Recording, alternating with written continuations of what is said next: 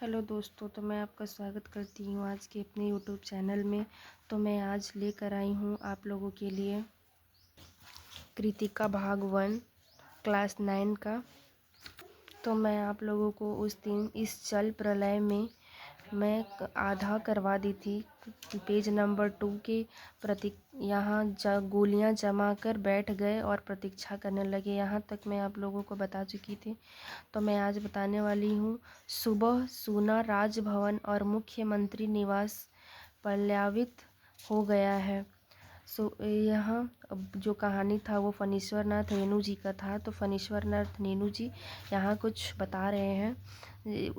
वहाँ पे जहाँ वो रह रहे थे पटना के इलाके में, वहाँ बहुत पानी भरने का आशंका था और पश्चिमी इलाका में छाती भर पानी भर गया था, जिसकी वजह से लोग वहाँ पे दिया सलाई मोमबत्ती ईंधन आदि कंपोज की गोलियाँ आदि जमा कर बैठ गए थे।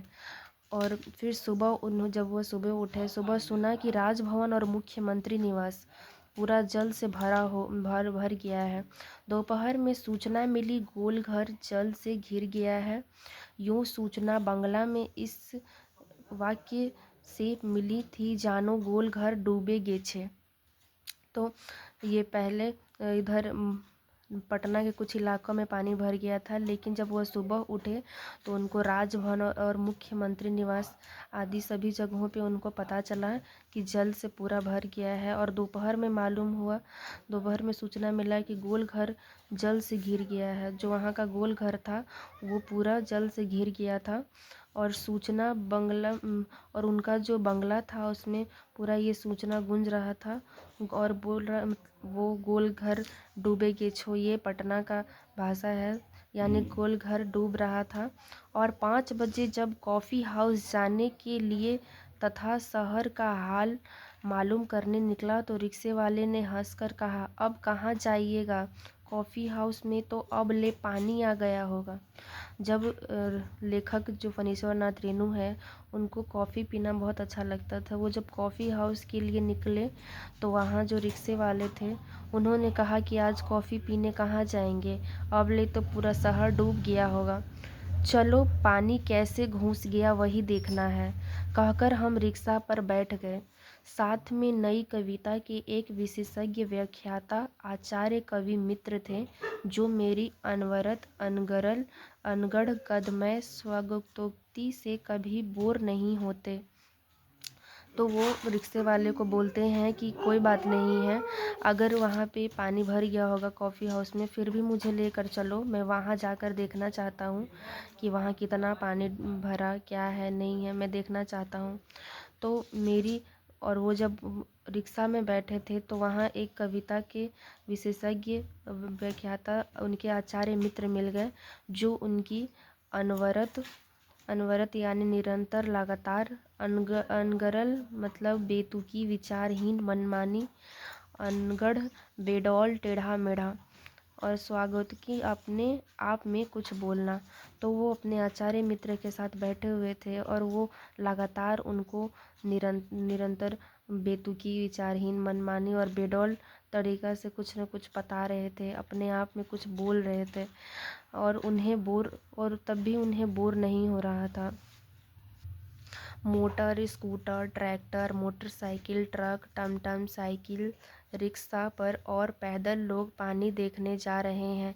लोग पानी देखकर लौट रहे हैं। देखने वालों की आंखों में जुबान पर एक ही जिज्ञासा, पानी कहाँ तक आ गया है। देखकर लौटते हुए लोगों की बातचीत फ्रेजर रोड पर आ गया क्या पार कर गया। जब वो वहाँ पहुँचे, वो जब जा रहे थे रास्ते में वो कॉफ़ी हाउस के लिए, तो रास्ते में उन्होंने देखा कि motor scooter tractor motorcycle truck टमटम साइकिल रिक्शा पर पैदल लोग पानी देखने जा रहे थे और ज़्यादा से ज़्यादा लोग वहाँ पानी देखने जा रहे थे। देखने वालों की आँखों में जुबान पर एक ही जिज्ञासा थी कि पानी कहाँ तक पहुँची है, कहाँ तक आ गया। देखकर लौटते हुए लोगों की बातचीत फ्रेजर रोड पर आ गया। कुछ लोगों ने कहा कि पानी फ्रेजर रोड तक आ गया, किसी ने बोला पार कर गया। Shri Krishnapuri Pataliputra colony boring road industrial area का कहीं पता नहीं। अब भट्टाचार्य रोड पर पानी आ गया होगा, छाती भर पानी है। वो जो भी लोग जा रहे थे वो बोलते जा रहे थे कि पानी Shri Krishnapuri, Pataliputra colony, boring road, industrial area और भट्टाचारी रोड पर भी आ गया है। विमेंस कॉलेज के पास डुबाव पानी है, आ रहा है, आ गया, घुस गया, डूब गया, बह गया। और जो लोग आ रहे थे उन लोग कहते जा रहे थे कि छाती भर पानी आ गया है। और जो वहाँ का विमेंस कॉलेज था वहाँ पे डुबाव बहुत ज़्यादा हो रहा था। जैसे वो बोल रहे थे कि पानी आ रहा है, आ गया, घुस गया, डूब गया या वह बह गया।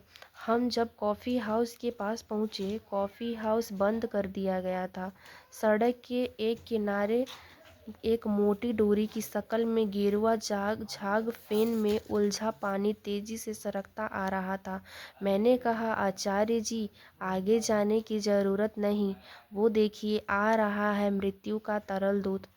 जब लेखक वहाँ पहुँचे कॉफ़ी हाउस के पास तो उन्होंने देखा कि कॉफ़ी हाउस आज बंद है और सड़क के किनारे एक मोटी डोरी की शक्ल में गेरुआ झाग फेन में उलझा पानी का जो बहाव था वो तेज़ी से उनकी ओर आ रहा था। तो उन्होंने जो उनके साथ आचार्य जी थे उनको बोला कि अब आगे जाने की ज़रूरत नहीं है, वो देखिए आ रहा है मृत्यु का तरल दूत। मृत्यु का तरल दूत यहाँ बाढ़ को कहा गया है, जो तेज़ी से पूरे शहर की ओर फैलता जा रहा था और पूरे शहर को डुबाते जा रहा था। आतंक के मारे मेरे दोनों हाथ बरबस जुड़ गए और सभय प्रणाम निवेदन में मेरे मुंह से कुछ अस्फुट शब्द निकले। हाँ, मैं बहुत कायर हूँ और डरपोक हूँ। वो डर से जब देखे कि बहुत ज़्यादा बाढ़ का पानी आ रहा है तो उनके मुंह से कुछ अटपटा शब्द, अस्फुट यानी अस्पष्ट शब्द निकले। हाँ, मैं बहुत कायर हूँ और डरपोक हूँ। और उन्होंने बोला कि हाँ, मैं बहुत कायर और डरपोक हूँ, मुझे डर लग रहा है। रिक्शा वाला बहादुर है, कहता है चलिए ना थोड़ा और आगे। भीड़ का एक आदमी बोला, ए रिक्शा, करंट बहुत तेज है, आगे मत जाओ।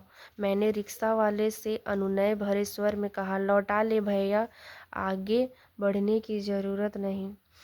तो जितना डर, बहुत ज़्यादा जो लेखक थे वो डर रहे थे, लेकिन वहाँ जो रिक्शा वाला था वो बिल्कुल भी डर नहीं रहा था, वो बहादुर था। उन्होंने कहा कि चलिए थोड़ा और आगे चलते हैं रिक्शा को लेकर और देखते हैं कहाँ तक पानी आ गया है। परंतु वहाँ जब वो आगे बढ़ रहा था तो कुछ लोगों ने रिक्शा वाले से अनुनय स्वर में कहा कि आगे मत जाओ, आगे पानी का आगे जल का बहाव अधिक है और करंट बहुत तेज़ है। तो लेखक ने कहा कि रिक्शा वाले भैया से अनुनय किया कि भैया यहाँ से अब रिक्शा को लौटा लें, अब आगे जाने की ज़रूरत नहीं है। ठीक है दोस्तों, तो आज के लिए इतना ही। बाकी मैं कल की वीडियो में कृतिका के जो कहानी बचा हुआ है उसको और आगे कल की पढ़ाऊँगी। ठीक है दोस्तों, ज़्यादा से ज़्यादा सब्सक्राइब करें, लाइक करें। धन्यवाद।